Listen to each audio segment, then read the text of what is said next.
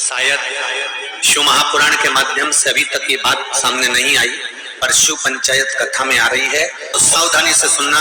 एक प्रश्न हमारे भीतर खड़ा होता है, जब हम सूर्य नारायण भगवान को अर्घ देते हैं, जल चढ़ाते हैं, तो वो जल पृथ्वी पर जब गिरता है तो उसके छींटे हमारे शरीर पर लगते हैं। क्या वो ठीक है? क्या वो श्रेष्ठ है? तो शिव महापुराण की कथा कहती है, जब हम सूर्य को अर्घ देते हैं, सूर्य को जल चढ़ाते हैं, वो पानी जब पृथ्वी पर गिरता है, उसके छींटे हमारे शरीर पर लगते हैं, तो वो श्रेष्ठता का भाव निर्मित करते हैं। वो गलत नहीं हो सकता। कारण अब वो भी समझ लीजिए।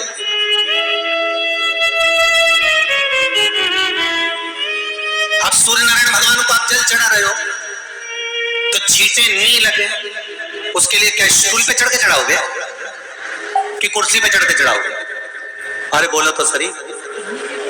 अब कई लोगों के दिमाग में यह बात भरा गई कि हम भगवान को जल चढ़ाते हैं, वो हमारे शरीर में छींटे लगते हैं, जमीन पे से पानी गिरता है, वो हमारे शरीर को छींटे लगते हैं, भगवान को अच्छा नहीं लगता होगा।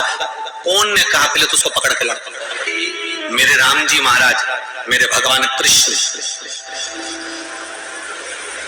बड़े बड़े संत, साधु, सन्यासी, तपस्वी, साधक, उपासक जितने भी हुए, जिन्होंने सूर्य की आराधना करी, इन्होंने टेबल पे चढ़कर या कुर्सी पे चढ़कर जल नहीं चढ़ाया, इन्होंने पृथ्वी पर खड़े होकर ही, क्योंकि पृथ्वी तत्व के देव है शिव।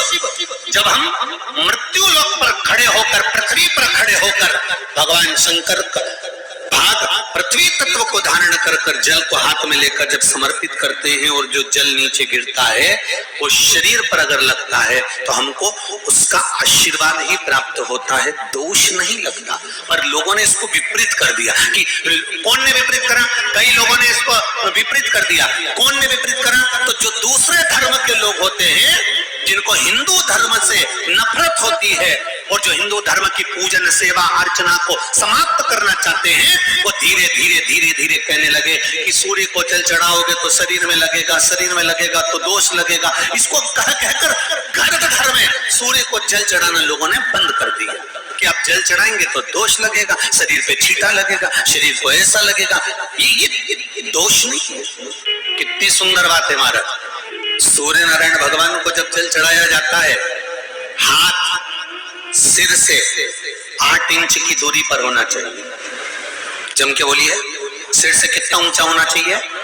8 इंच ऊपर अपना हाथ होना चाहिए मस्तक से सूर्य को जल चढ़ाते समय।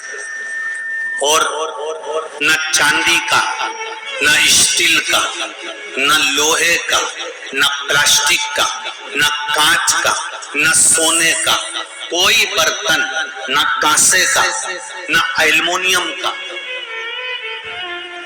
न पीतल का, केवल एक पात्र होना चाहिए, वो है तांबे का। काय का पात्र होना चाहिए? तांबे का पात्र। और सूर्य नारायण भगवान को जब 8 इंच ऊपर तुम्हारा हस्त है, और जब हम सूर्य को जल चढ़ा रहे हैं, कैसे जल चढ़ाना है वो भी समझ लीजिए। अगर कोई कैंसर का मरीज है, जिसके चेस्ट में कैंसर आ गया हो, लेफ्ट में, राइट में कहीं पर कैंसर आ गया हो, या कोई गठान आ गई हो, तो महाराज आप जल चढ़ाते समय उस जल की धार को सूर्य भगवान को जब चढ़ा रहे हो, तो धार आपकी गठान की ओर जाना चाहिए, जिससे सूर्य की किरण उस जल में से आपके उस स्थान पर पड़े, उस जगह पर पड़े जहां पर गठान है। महाराज आप लगातार जल तो चढ़ाना चालू करो, अच्छे अच्छे डॉक्टर फेल हो जाएंगे और कह देंगे गठान ठीक हो गई।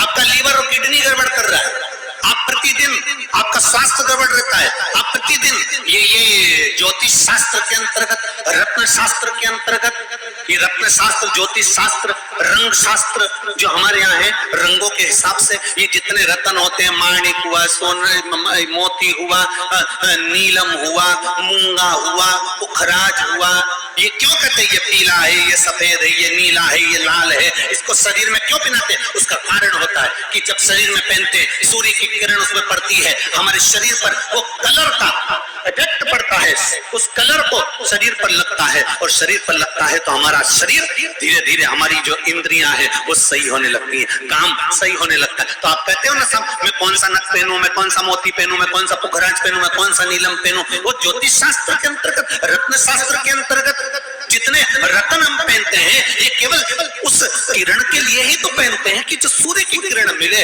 उस किरण का प्रभाव हमारे शरीर पर पड़े। तो इन सबसे अच्छा है कि सुबह शंकर भगवान का नाम लो, तांबा का लोटा में जल भरो, 8 इंच ऊपर सिर से हाथ होना चाहिए और सूर्य नारायण भगवान का दर्शन साधारण नहीं, जो जल तुम चढ़ा रहे हो वो जल की जो धार आ रही है उसमें सूर्य का दर्शन होना चाहिए, तो कैंसर की बीमारी कभी नहीं हो सकती। श्री शिवाय नमस्तुभ्यम।